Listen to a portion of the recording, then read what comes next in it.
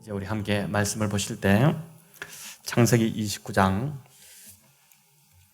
1절부터 20절까지 우리 함께 저와 여러분 교독하도록 하겠습니다.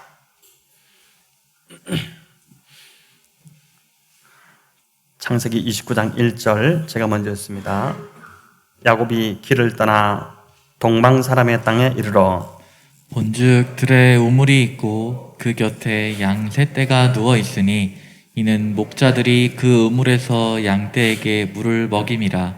큰 돌로 우물 아기를 덮었다가 모든 떼가 모이면 그들이 우물 아기에서 돌을 옮기고 그 양떼에게 물을 먹이고는 우물 아기 그 자리에 다시 그 돌을 덮더라.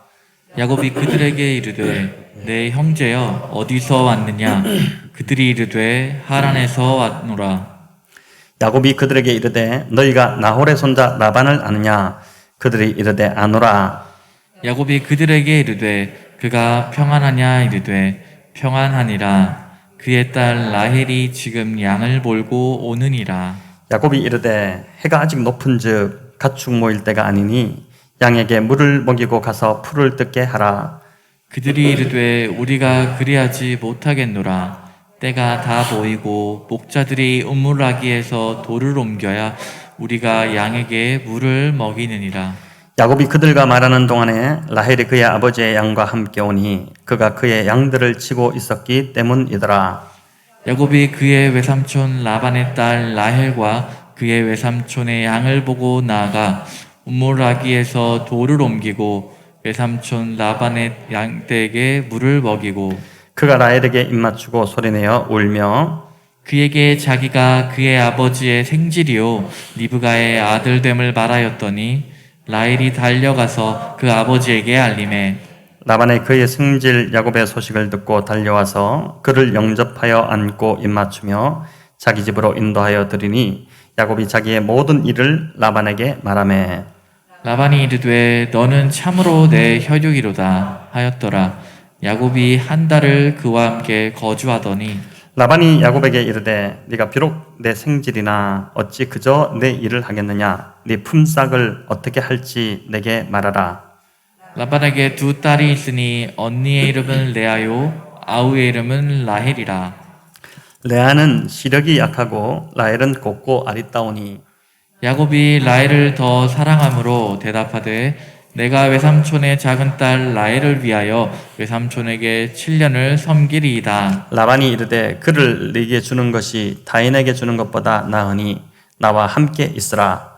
야곱이 라헬을 위하여 7년 동안 라반을 섬겼으나 그를 사랑하는 까닭에 7년을 며칠같이 여겼더라. 아멘. 네, 만남으로 시작된 인생 이막이라는 제목으로 지난주 베들에서 만난 이후 이 야곱의 삶을 우리가 함께 좀 살펴보겠습니다. 인생을 살면서 좋은 만남만큼 축복은 없습니다. 우리에게 잘 알려진 헬렌 켈러 여사, 그녀는 보지도 못하고 듣지도 못하고 또 말하지도 못하는 3중의 장애를 가졌었지만 그 모든 장애를 극복하고 20세기에 가장 존경받는 인물이 되었습니다. 그가 펴낸 책만 해도 정말 여러 책들이 되는데 그 책들이 50여 개의 언어로 번역되어서 이제 세계에 출간될 정도로 정말 전 세계의 많은 사람들, 어려움에 처한 그런 사람들에게 영향력을 끼쳤던 것이죠. 그녀는 갤럽이 선정한 20세기 가장 존경받는 인물이 되었고 또 윈스턴 처칠은 이 헬렌 켈러를 우리 시대의 가장 위대한 여성이다 이렇게까지 칭송했습니다. 그런데 이 헬렌 켈러의 이런 위대한 인생 뒤에는 그의 스승이었던 설러반이라는 여인이 있었습니다. 그녀 역시 어릴 때부터 이제 장애를 가지고 있었지만 그 장애를 극복하고 위대한 교육자로 자라났었고 헬렌 켈러의 그 가정교사로 들어가면서 이 둘의 만남이 시작이 되었습니다. 솔로몬에 의하면 처음 이 헬렌을 만났을 때 그녀는 거의 야수와 같았다라고 합니다. 헬렌의 아주 거친 그 폭력성 때문에 이 솔로몬의 이 치아가 2개나 부러지는 그런 일들이 일어날 정도였습니다. 하지만 끝까지 이제 포기하지 않은 이 솔로몬의 헌신과 사랑으로 헬레는 점점 이제 변화되어 갖고 보지 못하고 듣지 못하지만은 손으로 이 솔로몬 그 스승의 입술을 이렇게 만지면서 언어를 배우기 시작했습니다. 결국 그녀는 그 참 노력 끝에 뒤늦게 말문이 트이기 시작하고 말을 하기 시작했고, 나중에는 이제 뭐 점자로 이렇게 배우게 됐겠죠. 영어 외에도 라틴어, 독일어, 프랑스어까지 막 습득하게 되는, 정상인도 참 어려운 그런 많은 언어로 전 세계를 다니면서 수많은 사람들에게 강연을 하고 수많은 그 사람들의 인생을 살리는 그런 사람이 되었던 것입니다. 분노에 찬 참 이 야수와 같았던 헬렌 켈러가 솔로몬을 만난 것은 그녀 인생의 가장 큰 축복이었다고 할 수 있습니다. 이처럼 좋은 만남은 인생에 대단한 축복을 가져옵니다. 그 만남을 통해 영향을 받고 삶의 변화가 일어나기 때문입니다. 부모가 기도해야 할 것 중에 뭐 여러 가지 기도가 있겠지만은 가장 중요한 것 중에 하나는 바로 자녀들이 이런 만남의 축복을 하나님께 받도록 기도해야 하는 것입니다. 자녀가 자라면서 좋은 스승과의 만남이 있도록, 또 좋은 친구와의 만남, 또 좋은 영적 멘토와의 만남, 그리고 좋은 배우자와의 만남을 가질 수 있도록 간절히 부모가 기도해야 하는 것이죠. 또 성도는 교회 공동체와의 만남이 참 매우 중요하다고 할 수 있습니다.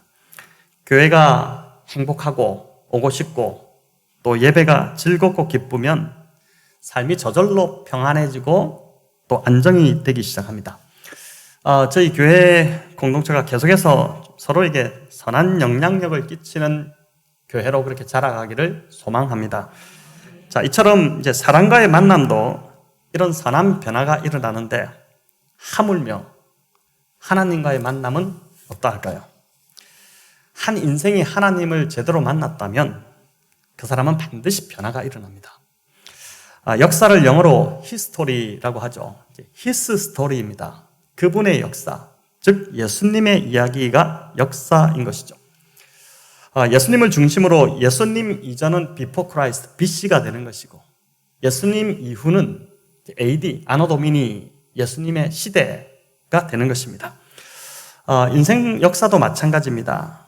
한 사람이 예수님을 만나면 그 사람의 삶은 반드시 BC와 AD로 갈라지게 되어 있습니다.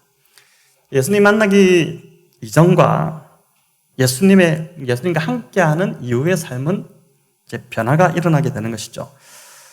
이런 변화가 일어나지 않는다, 삶에서 이런 변화를 찾아볼 수 없다, 그렇다면 그 사람은 아직도 하나님을 제대로 만났다고 할 수 없습니다. 하나님을 믿는다고 입으로는 고백하고 교회는 다니고 있지만 여전히 하나님을 만나지 않고 신앙생활하는 그런 사람인 것입니다. 지난주 살펴보았듯이 야곱은 베델에서 절망의 밤에 찾아오신 하나님을 만났습니다. 꿈에 사닥다리가 이렇게 땅에 서 있는데 하늘 꼭대기까지 닿아 있고, 그 위를 천사들이 오르락 내리락 하면서 그 위에 보니까 하나님이 서서 말씀하셨죠. 야곱아, 야곱아, 내가 너와 함께 있어서 네가 어디로 가든지 너를 지키며 너를 이끌어서 다시 이 땅으로 내가 너를 데려올 것이다. 내가 반드시 너를 떠나지 않을 것이다. 참 이런 놀라운 약속, 아주 힘이 되는 그 약속을 받고 이 말씀을 듣고 야곱이 잠에서 깨었는데, 하나님을 만난 야곱은, 그날 그 밤에 하나님을 만났던 야곱은 더 이상 이전의 야곱이 아니었습니다. 전날까지만 해도 형 에서의 보복에 대한 그 두려움, 또 미래에 대한 불안, 염려로 그냥 주저앉아 있었는데, 그런 야곱이 자리를 털고 일어나서 돌기둥을 세우고 기름을 붓고 하나님 앞에 서원 기도를 드리고 있었던 것이죠. 상황은 여전히 하나도 바뀐 것이 없는데도 하나님을 만나 지금 야곱이 바뀌니까 어제와 다른 완전히 새 날이 지금 시작이 된 것입니다. 야곱이 바뀌니까, 그 마음이 바뀌니까 세상이 다 새로워 보이기 시작했던 것이죠. 29장 1절은 이제 야곱이 길을 떠나 동방 사람의 땅에 이르렀다는 것을 우리에게 알려줍니다. 야곱의 이 발걸음이 얼마나 가벼웠겠습니까? 어제만 해도 아주 지루하고 멀게만 느껴지던 길이었는데 오늘은 일어나 보니 이게 막 가슴 뛰는 길이 된 것입니다. 마음이 변하니까 길도 멀게 느껴지지 않습니다. 한 걸음에 그냥 막 달려가는 것입니다. 찬송가 가사처럼 주 예수와 동행하니 야곱이 가는 길이 그 어디나 하늘나라가 되고 있는 것이죠. 어제 걷던 야곱의 길이, 어제 걷던 그 야곱의 길은 무슨 일이 생길지 불안하고 또 염려가 되던 그런 길이었는데 오늘부터는 하나님이 어떻게 인도하실지 분명히 말씀하셨으니까 하나님 과연 오늘 어떻게 인도하실까? 그게 막 기대가 되는 새로운 여정이 야곱의 눈앞에 막 펼쳐진 것입니다. 자, 이렇게 저와 여러분의 하루하루도 기대와 설렘으로 시작되기를 축원합니다.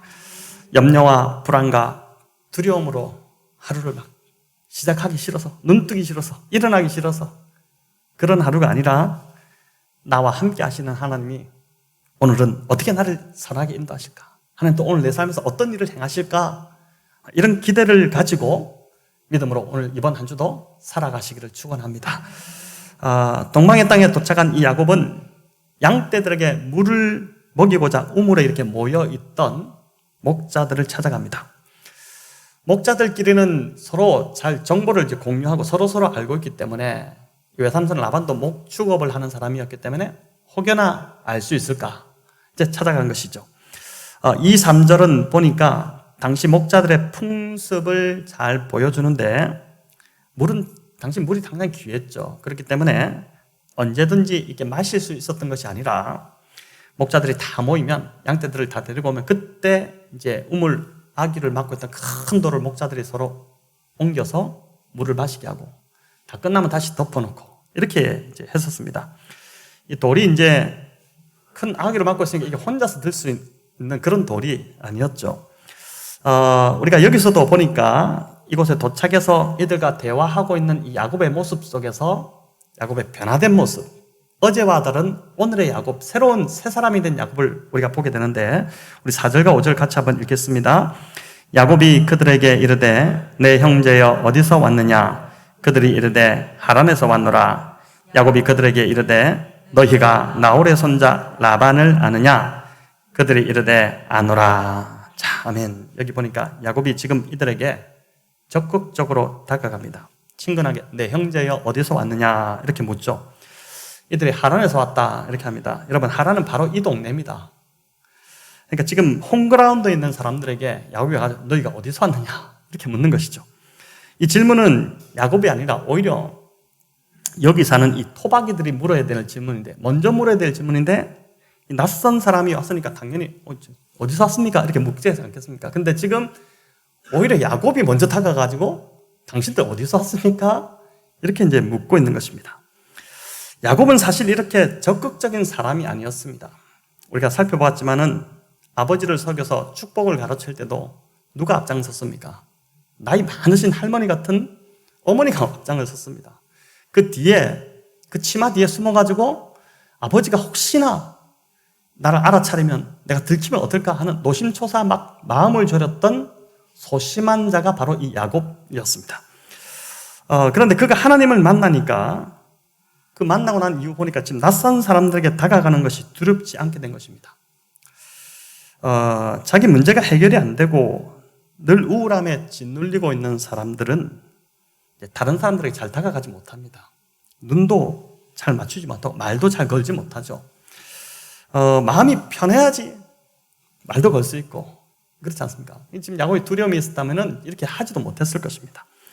야곱이 이런 자였는데 하나님을 만나고 나니까 막 자신감이 생긴 것입니다.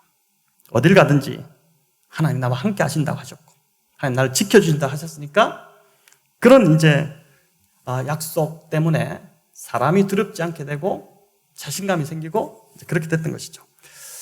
저는 1998년에 이제 스위스 로잔에 있는 이 한 선교단체에서 훈련을 받으며 하나님을 좀 깊이 만나는 시간이 있었습니다.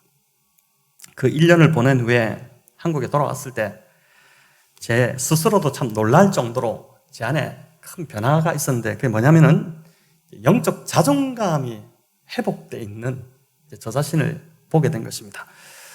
그 1년 동안 정말 하나님이 저를 사랑하신다는 것을 깊이 경험을 했던 것이죠.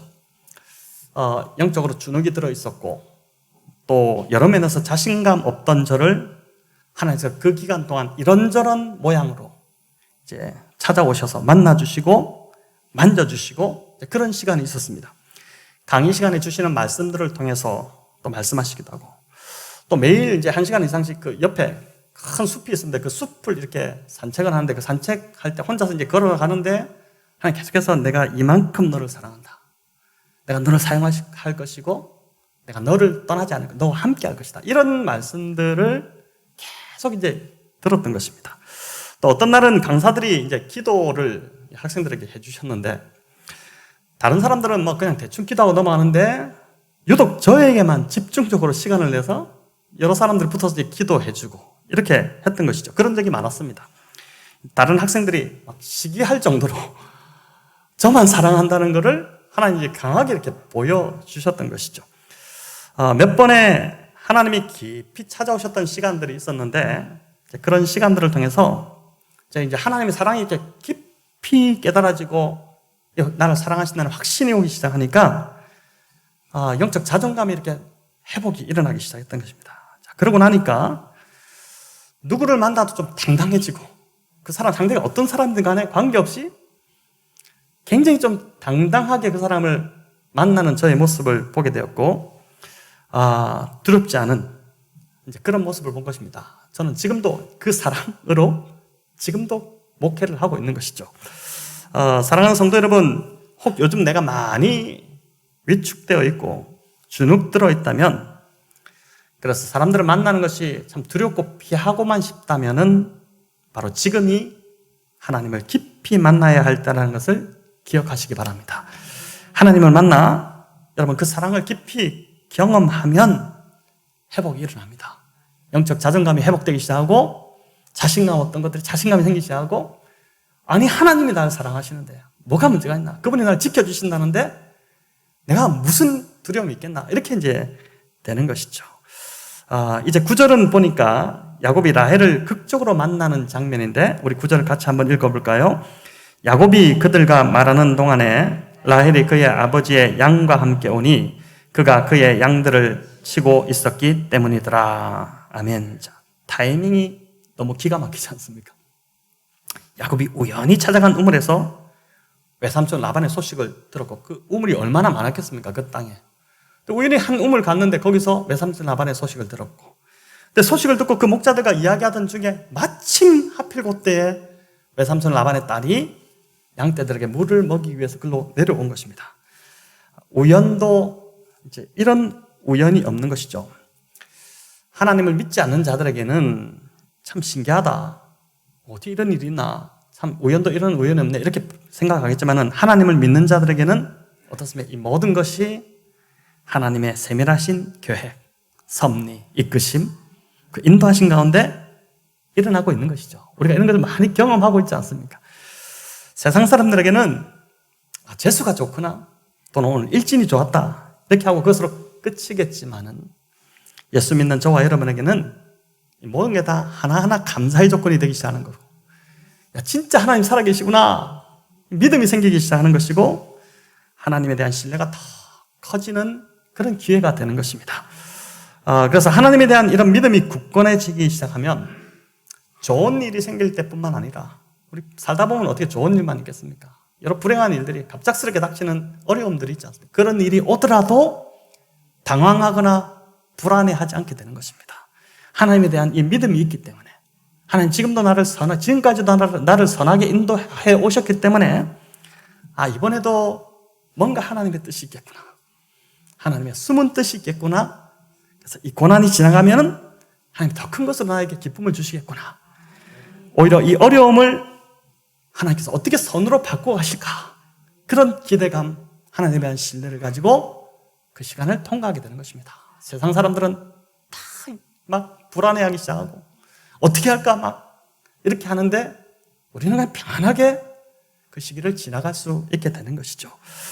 하나님이 야곱에게 약속하신 대로 야곱의 길을 인도해 주셨고 아주 순적하게 라헬을 만나 야곱은 라반의 집으로 이제 가게 됩니다. 우리 13절 같이 읽겠습니다.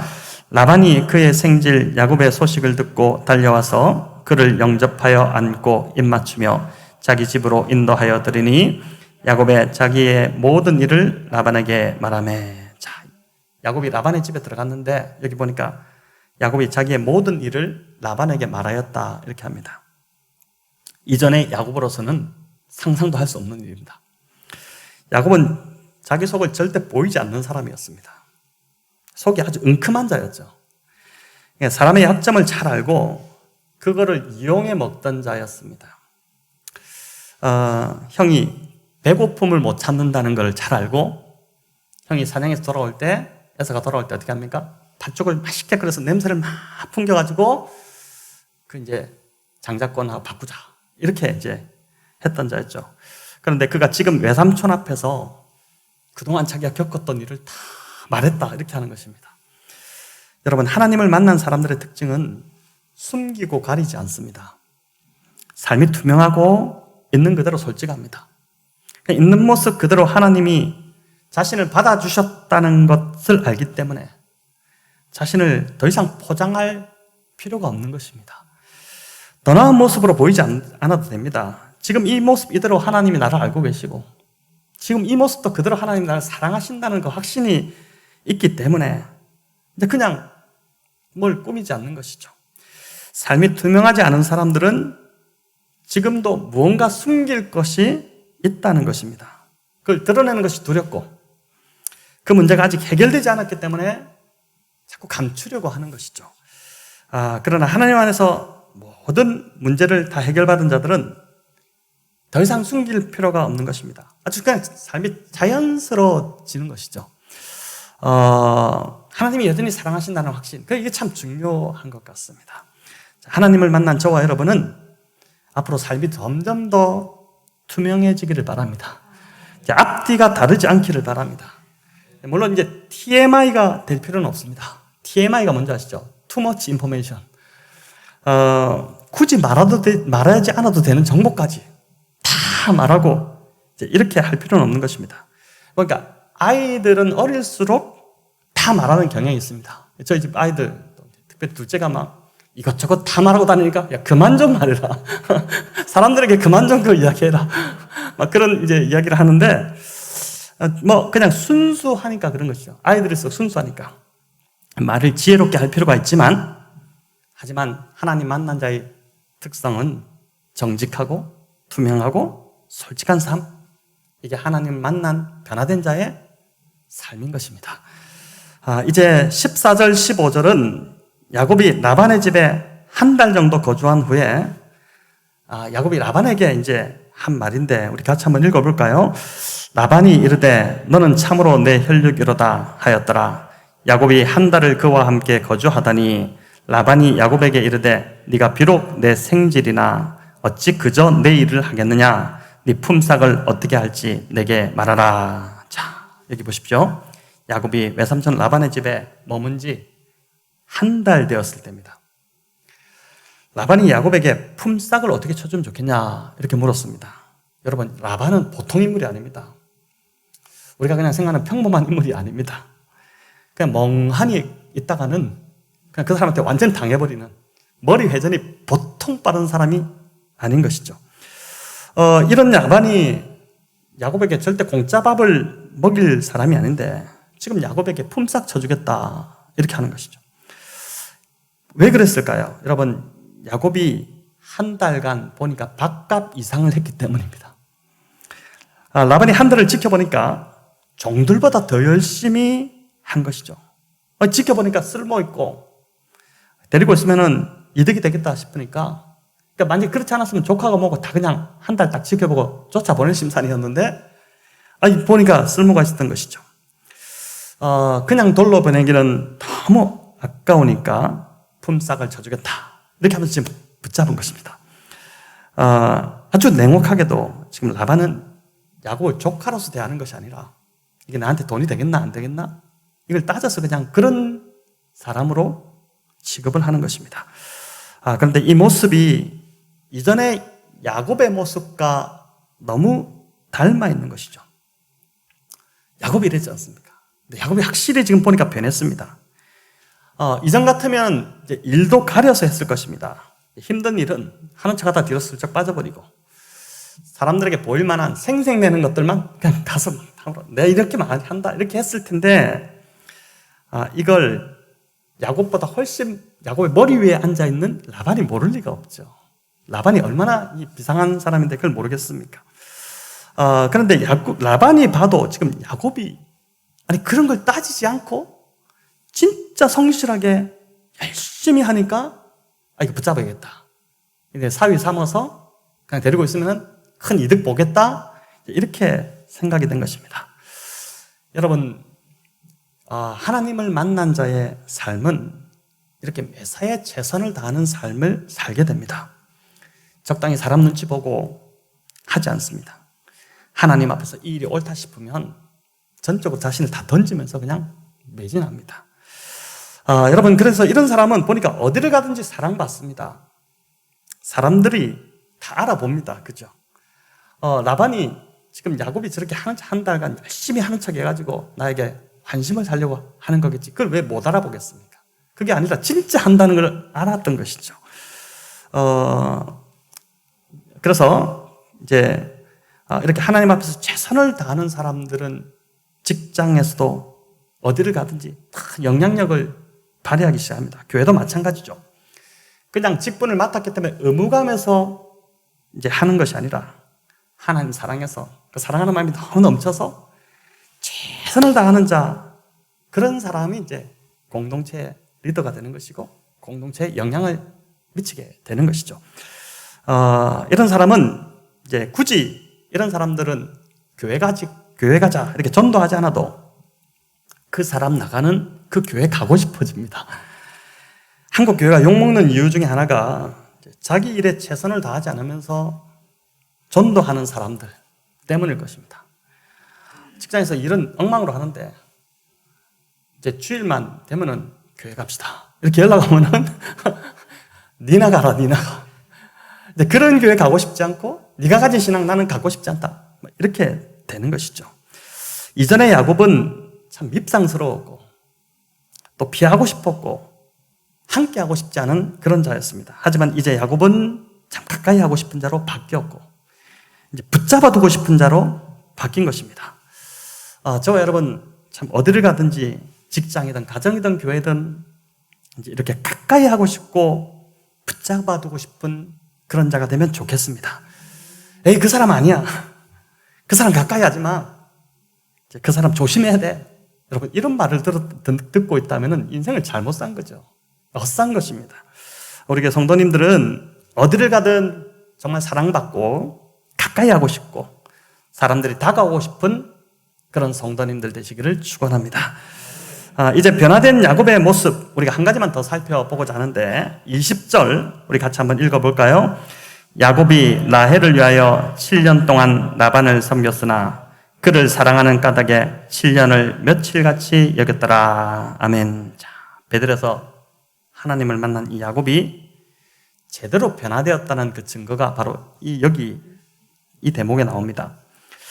야곱이 라헬을 사랑한 까닭에 7년을 며칠처럼, 이전 성경 보니까 수일처럼 여겼다 이렇게 되어 있는데, 당시 신랑이 신부를 데려오려면, 결혼을 하려면 신부의 아버지에게 결혼 지참금을 지불을 해야 했습니다. 근데 이게 대략 얼마 정도 되냐면 신명기에 보면 50세겔로 나옵니다. 50세겔이 그 당시 이제 돈 가치가 어느 정도냐면은 노동자가 한 달 일을 하고 받는 대가가 한 세겔. 그럼 50세겔이면은 이제 그걸 감안하면은 신부 지참금이 한 4년치 월급 되지 않겠습니까? 한 3년 반, 4년 되겠죠. 계산이 빠른 야곱이 이거를 계산이 안 될 리가 없습니다. 지금 자기가 7년을 봉사하겠다 했거든요. 근데 속고 나서 또 7년 또 봉사한다면 14년이지 않습니까? 몇 곱절을 손해보는 장사를 지금 하는 것인데, 또 참 분통 터질 일인데 배삼촌은 속았다는 자체가, 그래도 야곱이 그냥 그렇게 합니다. 이전에 야곱 같았으면 절대 손해보는 장사를 하지 않습니다. 또 그는 자기가 원하는 것을, 그 축복을 얻어내기 위해서 어떻게 했습니까? 아버지의 어두운 눈, 형의 식탐, 어머니의 편애, 이걸 잘 이용해가지고 자기가 원하는 걸 탁 얻어냈던, 그러니까 한마디로 가족이고 뭐고 다 필요 없고 사람보다 이득이 우선이었던 자가 바로 야곱이었습니다. 그런데 지금 야곱은 노동품삯이 아닌 라헬을 선택하고 있고 돈이 아닌 사랑을 선택하는 자로 점점 바뀌어가고 있는 것이죠. 제가 한 책에 보니 결혼한 부부의 로맨스는 2년 6개월 25일이라고 합니다. 재밌죠? 이제 어떻게 나온 이제 계산인지 모르겠는데 대략 이때쯤 되면 남자나 여자나 감정적 설렘이나 또 흥분은 다 사라지고 서로 좀 감정적으로 소홀해진다는 것이죠. 아마 그냥 지금은 전우회로 살고 계실 텐데 그렇죠. 눈에서 이제 콩깍지가 다 벗겨지는 것입니다. 그러니까 심리학이나 생물학에서도 호르몬적으로 이제 호르몬 분비를 기준으로 해서 12개월에서 15개월 정도만 이제 감정이 지속된다는 것입니다. 결혼하시면 우리 젊은 청년들 결혼해보면 평생이 아니라 이제 1년 지나면은 그다음부터 이제 전우회로 돌아서는 겁니다. 하는 거죠. 근데 지금 보니까 20절은 야곱이 라헬을 사랑한 까닭에 7년을 수일처럼 여겼다. 로맨스 기준으로 봐도 3배. 또 호르몬 기준으로 해서 6배 이상 흘러도 야곱의 사랑이 지금 변치 않는 것입니다. 여러분, 이 말은 라헬을 야곱이 진짜 사랑했다는 것입니다. 하나님을 만난 이후 야곱은 돈이 아닌 이제 사람을 사랑하는 자로 바뀌었고 이득이 아니라 보니까 사랑을 따라가고 있는 그런 자로 변화되고 있는 것입니다. 자, 이처럼 하나님을 제대로 만나면 사람이 중요해집니다. 사람이 들어옵니다. 돈이 중요하지 않고 사람이 중요한 것이죠. 주님께 향료컵을 깨뜨린 여인 이야기를 우리가 잘 알고 있지 않습니까? 근데 이 상황을 바라봤던 사람들의 반응이 두 갈래로 갈라졌죠. 대표적으로 가룟 유다 같은 경우는 책망을 하기 시작합니다. 너무 아까워합니다. 아니, 이거를 왜 깨뜨려가지고 이렇게 낭비해가지고 이걸 팔아서 가난한 사람들에게 주었으면 얼마나 훌륭한 일이 되겠냐. 그렇게 하는데 반면 우리 주님께서는 이 여인의 행동을 뭐라고 정의하셨습니까? 거룩한 낭비를 했다. 칭찬하죠. 네가 잘했다. 너무 좋은 일을 했다. 거룩한 낭비를 칭찬하신 것입니다. 왜 그렇습니까? 사랑으로 행했기 때문이죠. 여인이 정말 주님을 사랑하는 마음이 있었기 때문에 그걸 그냥 한 것입니다. 사랑하면 7년이 수일처럼 여겨지는 것처럼. 여러분, 이 여인이 주님을 사랑했기에 그 큰 가치의 돈도 전혀 아깝지 않고 아무것도 아닌가.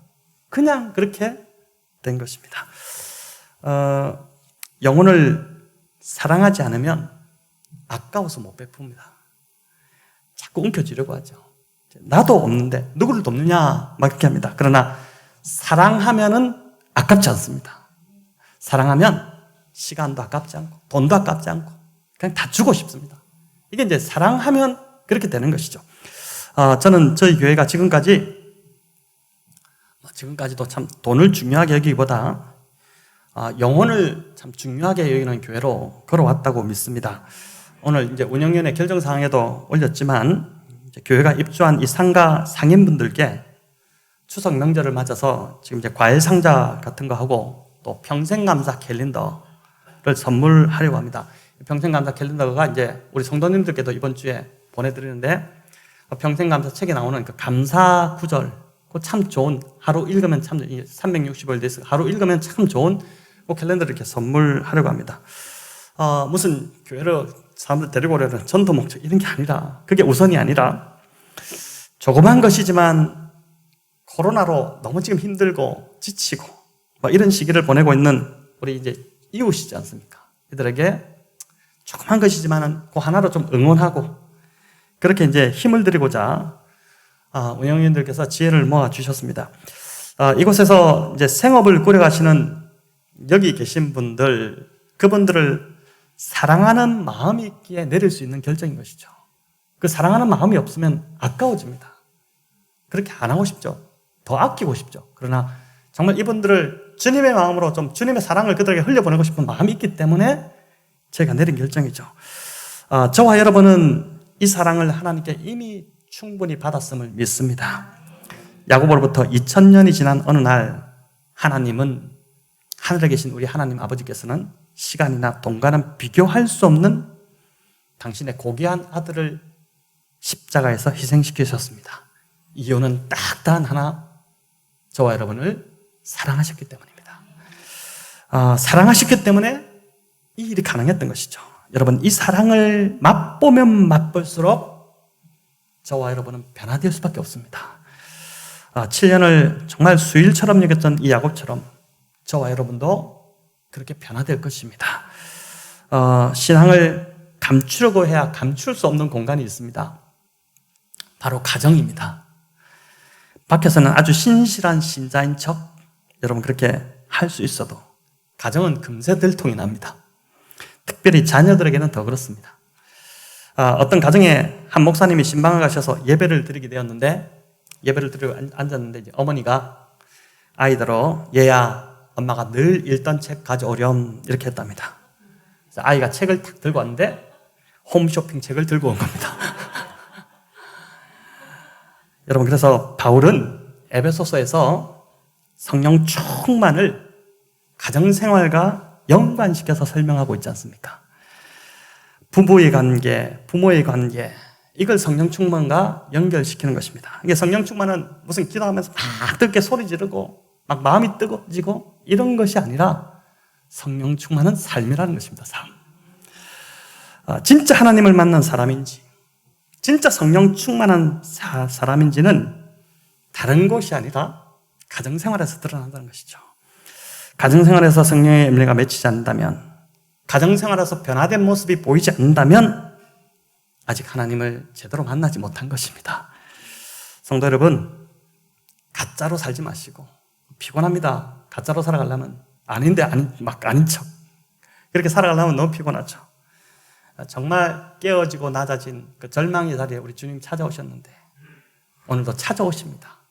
정말 돌아보시고 오늘 이 말씀에 지금 야곱의 삶이 얼마나 변화되고 있습니까?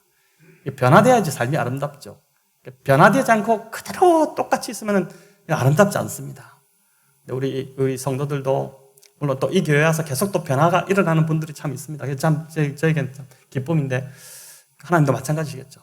이런 변화를 통해서 정말 하나님 낮아진 자리를 찾아오신데 그 자리에서 주님을 만나심으로 삶이 점진적으로 계속해서 이 야곱처럼 변화되어가는, 그래서 인생 이막, 주님을 만난 이후에 BC와 AD가 갈라지는 그런 인생 이막을 시작하는 우리 복된 성도님들 다 되시기를 우리 주님의 이름으로 축원합니다.